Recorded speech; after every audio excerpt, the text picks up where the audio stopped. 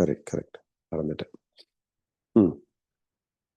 அந்த வசனம் என்ன எழுதியிருக்கும்னா, உன் தேவனாகிய கர்த்தர் உனக்கு கொடுக்கிற தேசத்தில நீ ரொம்ப நாள் வாழறதுக்கு நீ செய்ய வேண்டிய ஒரே விஷயம், ரொம்ப நாள் நல்லா வாழணும்னா நீ என்ன பண்ணணும்னா, உன் தாயையும் உன் தகப்பனையும் கனப்படுத்து அப்படின்னு சொல்ற. இப்போ உன் தாயும் உன் தகப்பனையும் நீ கனப்படுத்தலைன்னா, உன் தாயும் உன் தகப்பனுக்கும் உன் மேல ஒரு அதிகாரம் உண்டு. உன்னுடைய ஆசீர்வாதத்தை அவங்க கட் பண்ண முடியும். உங்க வாழ்க்கையில, புரியுதுங்க, நல்ல நல்ல கவனமா கேட்டுக்கோங்க. உங்க வாழ்க்கையில நடக்கிற எல்லா பிரச்சனைக்கும் ஏதோ ஒரு விதத்துல உங்க அப்பாவும் உங்க அம்மாவும் காரணமா இருப்பாங்க. நம்பர் 1. அதான் எலியா உள்ள வந்தனே கட் பண்ணிடுறான் பாருங்க. உள்ள சீனுக்குள்ளார வர 1 ராஜாக்கள் 16வது அதிகாரத்துல எடுத்தவனே அவன் கட் பண்ணிடுறான். இஸ்ரவேல் தேசத்துல மழையே இல்ல, பஞ்சம் அடிக்குது, ரொம்ப கஷ்டப்படுறாங்க. சரிங்களா? என்ன கேட்காம இந்த ஊர்ல மழை பெய்யாது அப்படின்னு சொல்லிடுறாங்க. 1 ராஜாக்கள் புஸ்தகம் 16, 17, 18 எடுத்து வச்சுக்கோங்க.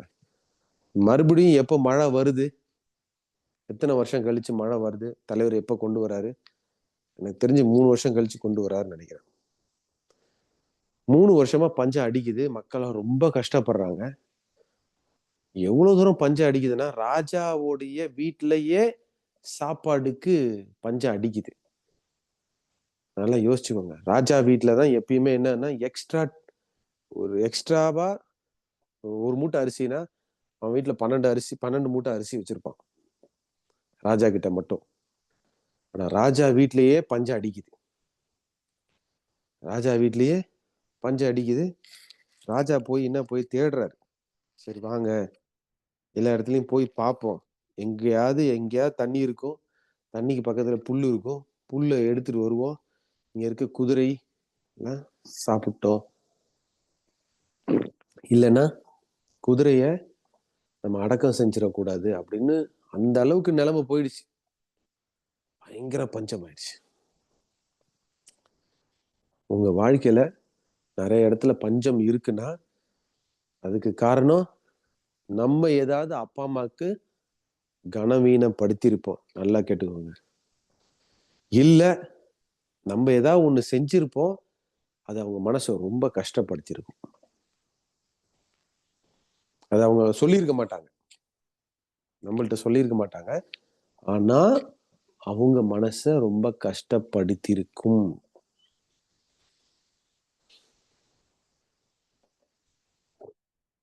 நான் இன்னைக்கு ஒரு சீக்ரெட் சொல்லித்தரேன், ஹவு டு ரிவர்ஸ் இட் அப்படின்ட்டு. ரிவர்ஸ்னா என்ன தெரியுதா? அப்பா அம்மா மனசுல இருந்து சங்கடப்பட்ட காரியத்தை எப்படி திருப்புறது அப்படின்னு நான் சொல்லித்தரேன். இதெல்லாம் நீங்க தெரிஞ்சு வச்சுக்கணும். அதே மாதிரி நீங்க அப்பா அம்மாவா இருந்தீங்கன்னா உங்க பிள்ளைகள் மேல நீங்க தயவு செய்து என்ன பண்ணிடக்கூடாது, சாபத்தை பேசிடக்கூடாது, அவங்களுடைய வாழ்க்கையில ஆசீர்வாதங்களையும் நீங்கள் தடை பண்ணவே கூடாது. ஏன்னா தலைமுறை தலைமுறையா விசாரிக்கிற தேவன் தலைமுறையை ஆசீர்வதிக்க வேண்டும் என்று விரும்புகிற தேவன். பாருங்க, அவர் எதுவும் செய்யறது இல்ல, ஆனா அதிகாரத்தெல்லாம் யார்கிட்ட கொடுத்திருக்காரு? அப்பா அம்மா கிட்ட கொடுத்திருக்கிறாரு. அப்பா அம்மா கிட்டதான் அதிகாரம் இருக்குது பிள்ளைங்கள் மேல. சோ தந்தையும் தாயும் ரொம்ப முக்கியம். நீங்க 2 பேரும் மனஸ்தாபப்பட்டு பிள்ளைகளை ஏதாவது மனசுல நினைச்சிட்டா கூட உங்க லைஃப்ல ரொம்ப கஷ்டப்படுவாங்க. நானும் எங்க வீட்டுக்காரமும் சில நேரம் சொல்லுவோம், இவன் இப்படிலாம் தப்பு பண்றான், வெளியில போய் இவன்கிட்ட திட்டு வாங்கட்டும், அடி வாங்கட்டும், அப்பதான் இவன் திருந்துவான் அப்படின்னு நாங்க சொல்லுவோம். அது கோபத்துல வந்துடும். என்ன பண்றது? அப்புறம் திருப்போம், இல்ல அது சரியான விஷயம் இல்ல, அது இயேசுவின் நாமத்துல அதை நாங்க கேன்சல் பண்றேன், நான் சொன்ன வார்த்தையை கேன்சல் பண்ண. வெளில இருக்கிறவன் சொல்லித்தர தேவையில்ல. வசனம் என்ன சொல்லுது? உன்னுடைய பிள்ளைகளுக்கு நான் சொல்லி தருவேன்னு சொல்லியிருக்காரு ஆவியானவர். பைபிள் அப்படிதான் எழுதியிருக்கு. அதனால அந்த வசனத்தின்படி என் பிள்ளைகளுக்கு ஆவியானவரே நீங்களே சொல்லி கொடுங்க. எப்படி ரிவர்ஸ் பண்ணணும்னு சொல்லித்தரேன். அப்படி ஏதாவது நீங்க உங்க பிள்ளைகளை நீங்க ஏதாவது மனஸ்தாபப்பட்டீங்கன்னா, இவன் என்ன எதுவுமே செய்ய மாட்டான், இவன் என்ன வீட்டுல எந்த வேலையும் செய்ய மாட்டான், நாளைக்கு புருஷன் வீட்டுல போய் என்ன பண்ண போறாள், ஏதாவது ஒரு व्यசனம் நடக்கும். புரியுதுங்களா? அது இயல்பு.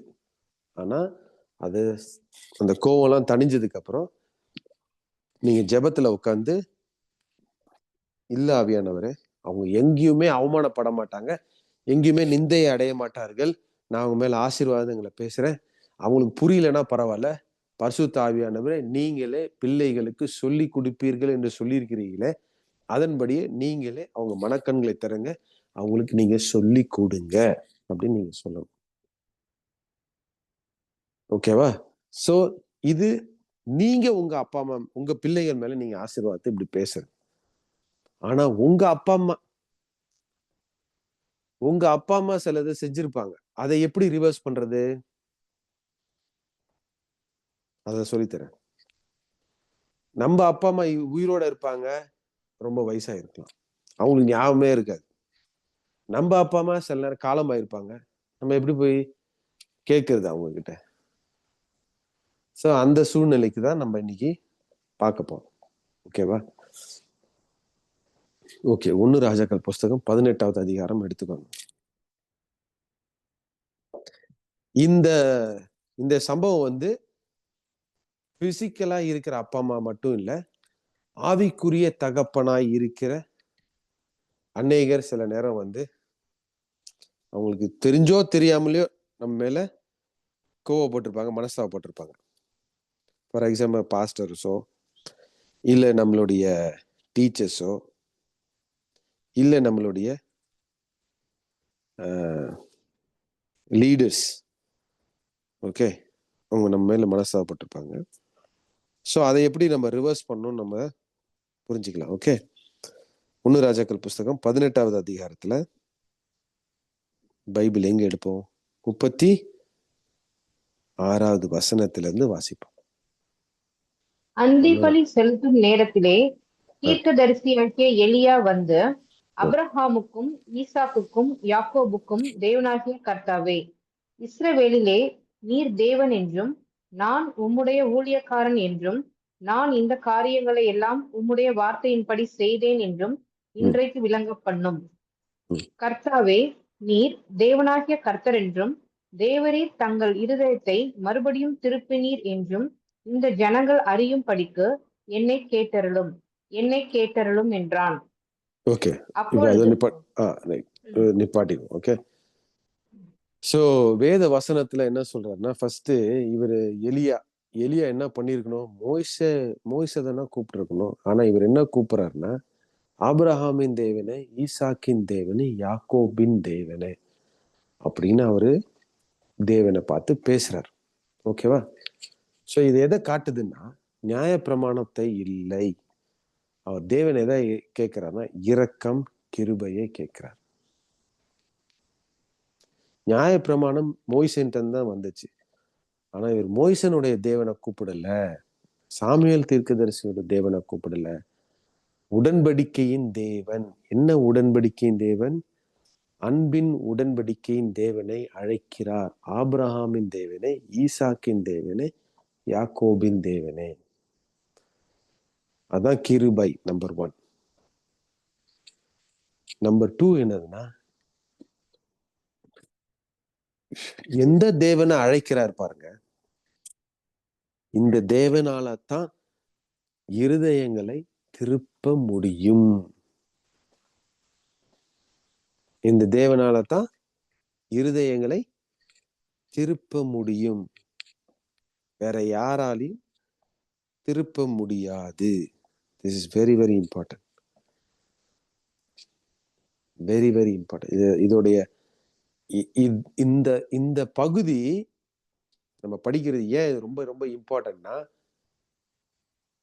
it travels all the way till Malachi, and from Malachi it travels all the way till gospel, and from gospel it goes all the way till the book of Revelation. இந்த பகுதி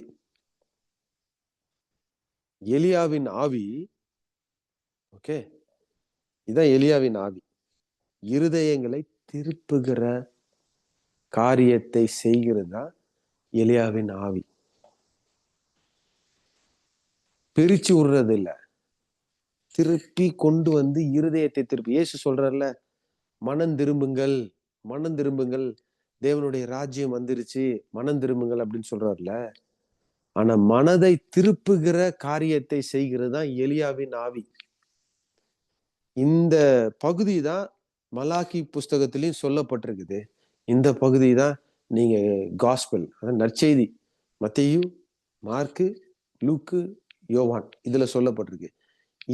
இதே ஆவிதான் கடைசி புஸ்தகம் ரெவலேஷன், வெளிப்படுத்துற புஸ்தகத்துல சொல்லப்பட்டிருக்கு. So இந்த பகுதி ரொம்ப ரொம்ப முக்கியம், இது நல்லா புரிஞ்சுக்கணும். கிருபை வந்தாதான் இருதயத்தை திருப்ப முடியும்.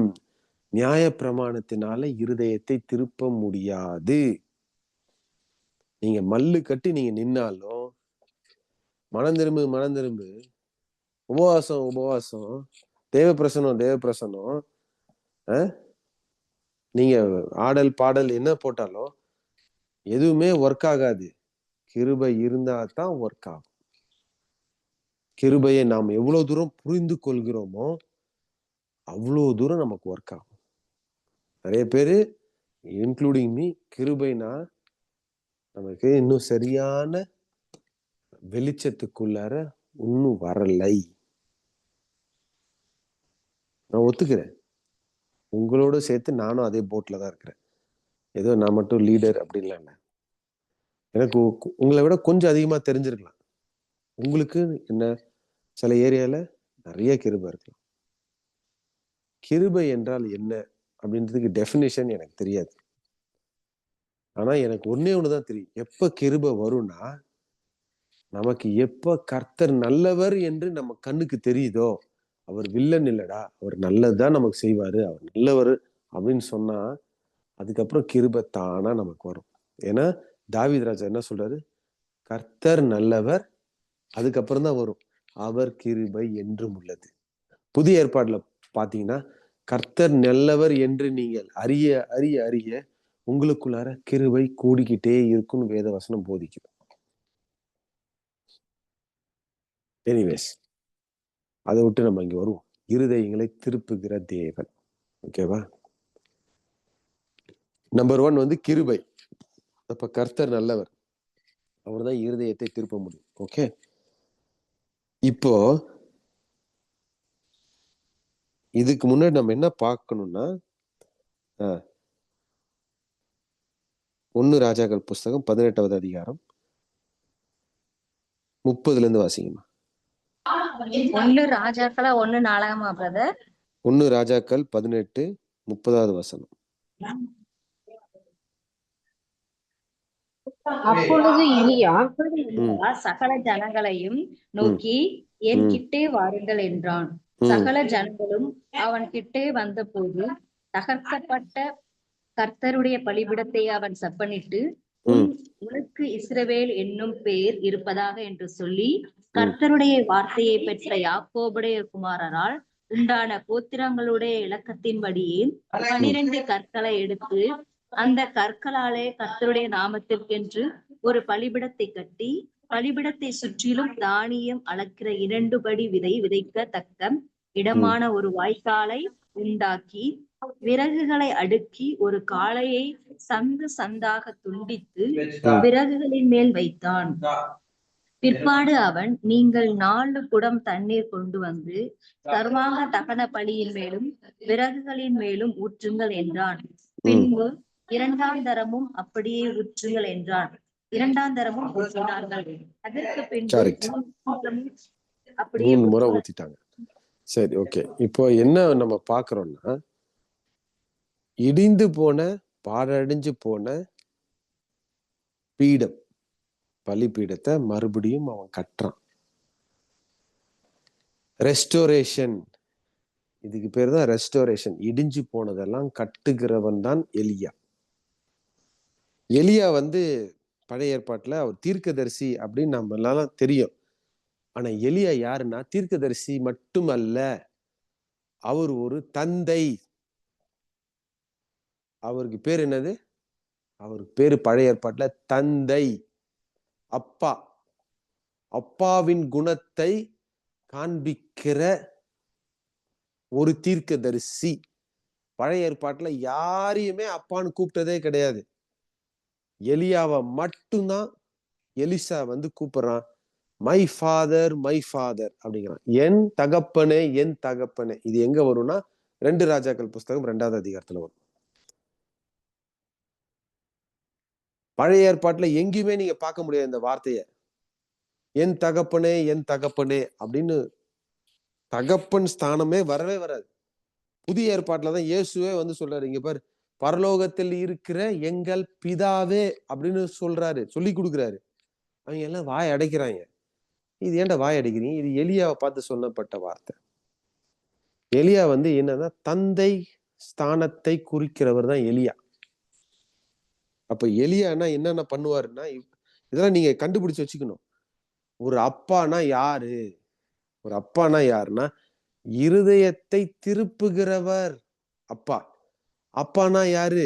அவர் கிருபையாய் இருக்கிறவர், இதான் அப்பா. 3வது அப்பானா யாரு? இடிந்து போனதை திருப்பி எடுத்து கட்டுகிறவர். இதெல்லாம் நீங்க தெரிஞ்சு வச்சுக்கணும். உங்க வாழ்க்கையில ஆவிக்குரிய தகப்பன், ஆவிக்குரிய தாய் அப்படிலாம் நீங்க சொல்றீங்கல்ல, இவங்க எல்லாம் யாரு? இப்படி இந்த கேரக்டர்ஸ்ல இருக்கிறாங்களா நீங்க பார்க்கணும். உங்க வாழ்க்கையை இடிஞ்சு போன, ஏற்கனவே உங்க வாழ்க்கை இடிஞ்சு போச்சு, திருப்பி திருப்பி போய் அதை இடிக்கிறாங்களா, இல்ல திருப்பி எடுத்து கட்டுகிறாங்களா? உடைஞ்சு போச்சு, அதை மெதுவா எடுத்து கட்டுகிறாங்களா அப்படின்னு நீங்க பார்க்கணும். நம்பர் 1. நம்பர் 2, கிருபையாய் இருக்கிறார்களா? நீங்க தப்பு பண்ணும்பொழுது உங்களால அவங்க கிட்ட தைரியமா போய் நான் தப்பு பண்ணிட்டேன் அப்படின்னு உங்களால சொல்ல முடியுதா? அவங்க வந்து உங்களை மன்னிக்கிறாங்களா? அவங்க வந்து உங்களை உற்சாகப்படுத்துறாங்களா? அவங்க வந்து உங்களை ஊக்கப்படுத்துகிறாங்களா? இதுதான் நீங்க அவங்கள்ட்ட பார்க்கணும். இதுதான் அந்த குணங்கள். இதான் இதை சொல்லித்தரேன் உங்களுக்கு. சும்மா எல்லாரையும் போய் அப்பா, சும்மா எல்லாரையும் போய் நீங்க எனக்கு ஆவிக்குரிய தாய் அப்படின்னு போய் நிக்க கூடாது. Very very important. அதை சொல்லி கொடுக்குறேன், கவனமா கேட்டுக்கோங்க.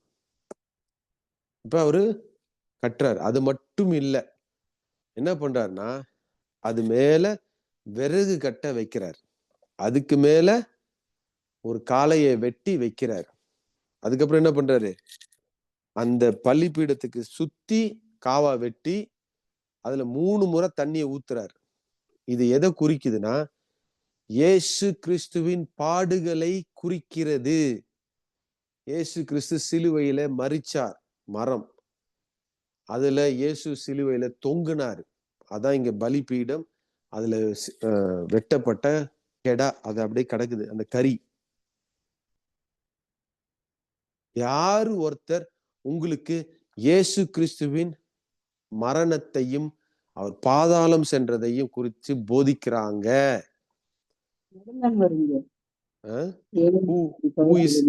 சரி, மியூட் பண்ணிக்கோங்கப்பா.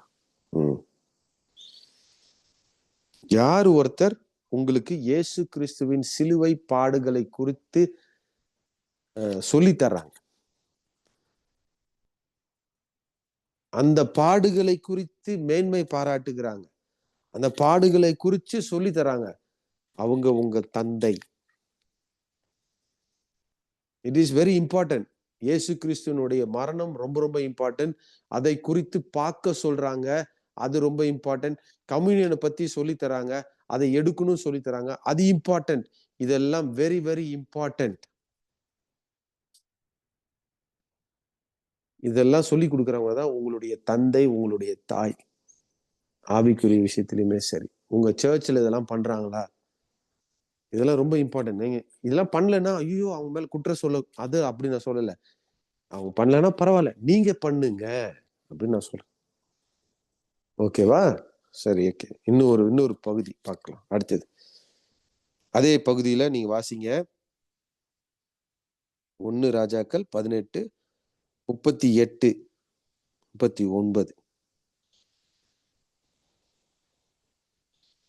அப்பொழுது கர்த்தரிடத்தில் இருந்து அக்கினி இறங்கி அந்த சர்வாங்க தகன பலியையும் விறகுகளையும் கற்களையும் மண்ணையும் பட்சித்து வாய்க்காலில் இருந்த தண்ணீரையும் நக்கி போட்டது. ஜனங்கள் எல்லோரும் இதை கண்டபோது முகம் குப்பிர விழுந்து கர்த்தரே தெய்வம், கர்த்தரே தெய்வம் என்றார்கள். அவ்வளவுதான். Okay, thank you so much. இப்போ எலியா என்ன பண்றாருன்னா ஜெபம் பண்றாரு. ஜெபம் பண்ண என்னது? வானத்துல இருந்து அக்கினி இறங்கினது அப்படின்னா என்ன? பரிசுத்த ஆவியானவர் இறங்குறார். இறங்கும் பொழுது 4 விஷயத்தை நக்குறாரு. நல்லா பாருங்க, உங்க பைபிள 4 விஷயத்தை நக்க பைபிள் சொல்லுது. சர்வாக தகன பலியை நக்கிடுச்சு. அப்புறம் என்னது? மரத்தை நக்கிடுச்சு. அதுக்கப்புறம் என்ன? கல்லை நக்கிடுச்சு. அப்புறம் மண்ணு நக்கிடுச்சு. அதுக்கப்புறம் தண்ணீரை நக்கி விட்டது. பார்க்கிறோமா? இயேசு கிறிஸ்துவை பத்தி நீங்க சிலுவை பாடுகளை பத்தி நீங்க கம்யூனியனை பத்தி போதிக்க என்ன ஆகும்னா, பரிசுத்த ஆவியானவர் உங்களுக்குள்ளார இறங்குகிறத நீங்க உங்களால கண்கூடா பார்க்க முடியும். உங்க மேல பரிசுத்த ஆவியானவர் வேலை பார்க்கறத கண்கூடா பார்க்க முடியும். நீங்க கம்யூனியனை எடுக்கிறீங்க, கம்யூனியனை யோசிக்கிறீங்க. தேவன் இயேசு எனக்கு இவ்வளவு செய்யறாரு அப்படி சொல்லி நீங்க நன்றி சொல்ல பரிசுத்த ஆவியானவர் அழகா இன்னும் அதிகமா உங்க மேல இறங்குவாரு. இறங்கி உங்கள்கிட்ட இருக்கிறத நக்குவாரு. அப்படின்னா என்ன? மரம் எதை குறிக்கிறது? சாபத்தை குறிக்கிறது. பலி எதை குறிக்கிறது? உங்கள்கிட்ட இருக்கிற பாவ அந்த மரணம், sin that leads to death, அதை நக்கிட்டு போயிடும் பரிசுத்த ஆவியானவர். மரணத்தை விழுங்கி விடுவார். மரண பயத்தை விழுங்கி விடுவார். நோயை விழுங்கி விடுவார். சாபத்தை விழுங்கி விடுவார். கல்லான இருதயத்தை விழுங்கி விடுவார். மண்ணு. புரியுதுங்களா? இது எல்லாமே எதை குறிக்குதுன்னா நம்மளுடைய விழுந்து போன நிலைமை. இது எல்லாத்தையும் பரிசுத்த ஆவியானவர் நக்கிட்டு போயிடுவார். அப்படித்தானே எழுதியிருக்காங்க. நக்கிடுச்சு. அப்பதான் நீங்க என்ன ஆவறீங்க? புதிய மனிதனாய் நீங்க என்ன சொல்றீங்க? அந்த மக்கள் மாதிரி கர்த்தரே தேவன், கர்த்தரே தேவன். இதுதான் கண்ணை திறந்து வைக்கிற ஒரு பகுதி.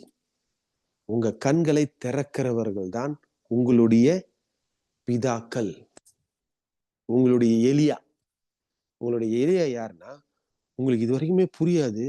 ஆனா உங்க கண்ணை திறந்து வச்சு இயேசுதான் தேவன், இயேசுதான் தேவன், இயேசுதான் தேவன், இது கரெக்டா, சூப்பர் அப்படி இதான்டா பைபிள்ல சொல்லியிருக்கு அப்படின்னு உள்ள இருந்து ஒரு சத்தம் உங்களுக்கு கேட்கும். டேய், இந்த சால் சொல்றது கரெக்டா அப்படின்னு உள்ள இருந்து ஒரு சத்தம் கேக்குதா? அப்ப நான் தான் உங்களுக்கு எலியா. நான் சொல்லும் போது உங்களுக்கு கேட்கலையா? அப்ப நான் உங்க எலியா இல்லை. புரியுதா? இப்படி நீங்க வேற யாரையாவது நீங்க பாக்குறீங்க, வேற யாராவது ஒரு போதகரை பாக்குறீங்க, அவர் போதிக்கும் போது உள்ள இருந்து இதுதான் உண்மையான சத்தியம் அப்படின்னு உள்ள இருந்து ஒரு சத்தம் வருதா? அப்ப இதுதான் இயேசுவே தேவன் உங்களை சொல்ல வைக்கிறார். இயேசுவே தேவன். அவர் இயேசுவை பத்தி தான் பேசுவார். இயேசுவை பத்தி தான் அவர் பேசுவாரு. இயேசுவை தான் அவர் காமிச்சு கொடுப்பாரு. அப்ப உள்ள இருந்து உங்க மனசு கேட்கும். அப்ப அவரு உங்களுக்கு புரியுதா? இயேசுவை பத்தி இன்னும் அதிகமா அதிகமா அதிகமா காட்டி கொடுக்கிறாரா? அப்ப அந்த நபர் தான் உங்களுடைய பிதா. பிதானா யாருன்னா, யாரு உங்களை இயேசுதான் தேவன், இயேசுதான் தேவன், இயேசுதான் தேவன் அப்படின்னு சொல்ல வைக்கிறாரோ அவர்தான் உங்க பிதா. ஓகே, அடுத்தது இதான் கடைசி 40வது வசனம். அப்பொழுது எலியா அவர்களை நோக்கி, நீங்கள் பாகாலின் தீர்க்கதரிசிகளில் ஒருவனும் தப்பி போகாத படிக்கு அவர்களை பிடியுங்கள் என்றான். அவர்களை பிடித்த போது எலியா அவர்களை கீழே கீசோன் ஆற்றங்கரையிலே கொண்டு போய் அங்கே அவர்களை வெட்டி போட்டான். கரெக்ட். இதுதான் கடைசி பகுதி, எலியாவோட கடைசி பகுதி. என்னன்னா, கள்ள தீர்க்கதரிசிகளை பிடிக்க வேண்டும். உங்க வாழ்க்கையில இருக்கிற எதிரி, உங்களை தோல்வி மனப்பான்களை உங்களை அப்படியே காமிச்சு கொடுத்து அவங்கள அப்படியே பிடிக்கணும். பிடிச்சி வாடான்னு சொல்லி எங்க கூப்பிட்டு போறான்? கீசோன் அப்படின்ற இவன் மவுண்ட் கார்மேல் மலையில இருக்கிறான். மேல இருந்து கீழே பாதாளத்துக்கு கூட்டு. இந்த பூமியில இருக்கிற எல்லா அசுத்தங்களையும் நீங்கள் பார்த்து அவர்களை நீங்கள் கடிந்து கொண்டு அவர்களை பாதாளத்துக்கு தள்ளுகிறீர்கள். உங்களை தள்ள வைக்கிறவன் தான் எலியா. கொண்டு வந்து அவங்க ஒருத்தனை விடாம எல்லாரும் வெட்டி கொள்றான் பாருங்க. அப்படின்னா என்னன்னா சொல்ல வராங்க புதிய ஏற்பாட்டுல? அதிகாரத்தை உங்களுக்கு கையில கொடுத்திருக்காரு. இயேசு வந்து அதிகாரத்தை கொடுத்திருக்காரு. பாம்பையும் தேலையும் மிதிக்கிற அதிகாரம். இந்த அதிகாரம் என்னெல்லாம் உங்க கையில கொடுக்கப்பட்டு இருக்கிறது என்று விளக்கி சொல்லி அந்த அதிகாரத்தை நீங்கள் பிரயோஜனப்படுத்த சொல்லி அதை எப்படி செய்ய வேண்டும் என்று உங்களுக்கு சொல்லி கொடுத்து உங்களை ஊக்குவித்து உங்களை அதுல சக்சஸ்ஃபுல்லா மாத்துறான் பாருங்க. அவன் தான் உன்னுடைய பிதா. எத்தனை ஆங்கிள் பார்த்திருக்கோம். பிதானா யாரு? கிருபை உள்ளவர். பிதானா யாரு?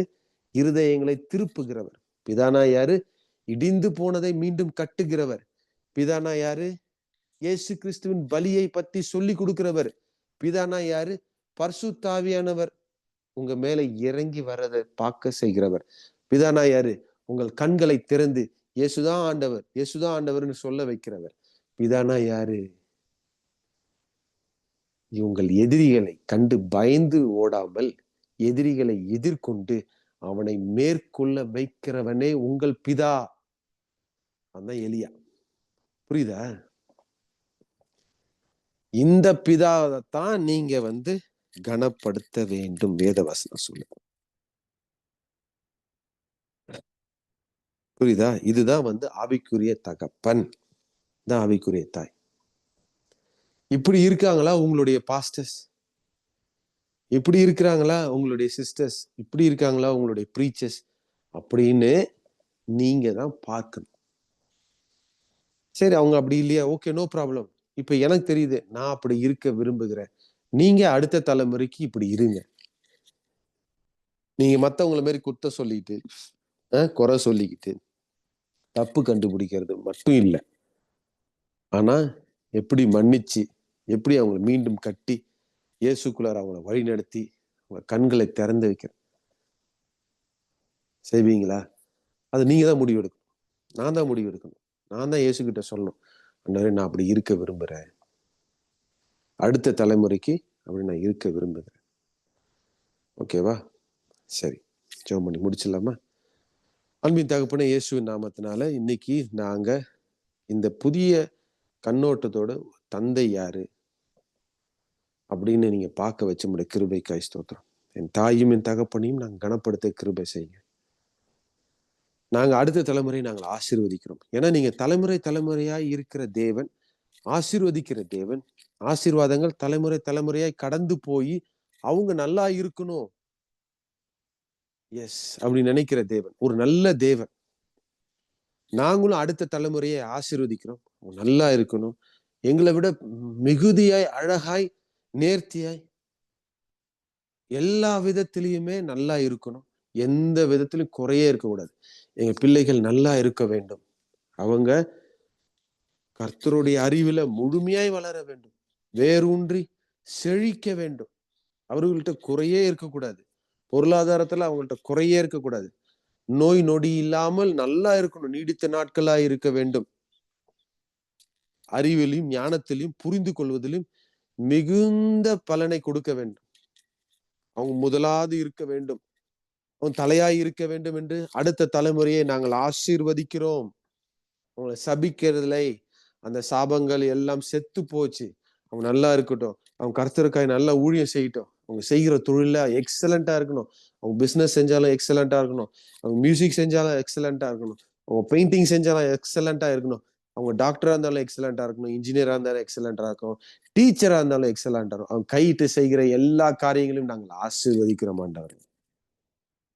எங்களுடைய முந்தின தலைமுறைகள், எங்க அப்பா அம்மா எங்க மேல வச்சிருந்த குறைகள், கவலைகள், வேதனைகள், இல்ல சாபங்களை இப்ப இயேசு கிறிஸ்துவின் நாமத்தினால, இயேசு கிறிஸ்து சிந்தின ரத்தத்தினாலே நாங்கள் விசுவாசத்தின் மூலமாய் அந்த சாபங்களை எல்லாம் எங்களை விட்டு நீங்கினதுக்காக நாங்கள் நன்றி செலுத்துகிறோம். அந்த சாபத்திலிருந்து நாங்கள் எங்களை துண்டித்துக் கொள்கிறோம். எங்க அப்பா அம்மாவுடைய மனஸ்தாபத்திலிருந்து நாங்கள் எங்களை துண்டித்துக் கொள்கிறோம். எங்க அப்பா அம்மா உடைய சாபத்திலிருந்து நாங்கள் எங்களை துண்டித்துக் கொள்கிறோம். அந்த துண்டிப்பை நாங்கள் பேசுகிறோம். எங்களை நாங்கள் இயேசு கிறிஸ்துவனோடு நாங்கள் இணைத்துக் கொள்கிறோம். இயேசு கிறிஸ்துவோடு நாங்கள் இணைஞ்சு இருக்கிறோம் என்று விசுவாசிக்கிறோம். அதனால் இயேசுதான் எங்க அப்பா, இயேசுதான் எங்க அம்மா. அவருடைய ஆசீர்வாதம் எங்களுக்குள்ளார வருகிறதை நாங்கள் விசுவாசிக்கிறோம். இயேசுவோடைய செழிப்பு எங்களுக்குள்ளார வருவதை நாங்கள் விசுவாசிக்கிறோம். நாங்க பார்க்கிறோம். இங்க வந்திருக்கிற ஒவ்வொரு மகனும் மகளையும் ஆசீர்வதிக்கிறோம். அவர்கள் பலுகி பெருகி நிரம்பி வழிந்து பூமியை சுதந்திரித்துக் கொள்வார்கள், ஆண்டு கொள்வார்கள் என்று இவர்களை ஆசீர்வதித்து அனுப்புகிறேன். இயேசு கிறிஸ்துவின் நாமத்தில் ஜெபிக்கிறோம் நல்ல பிதாவே, ஆமென்.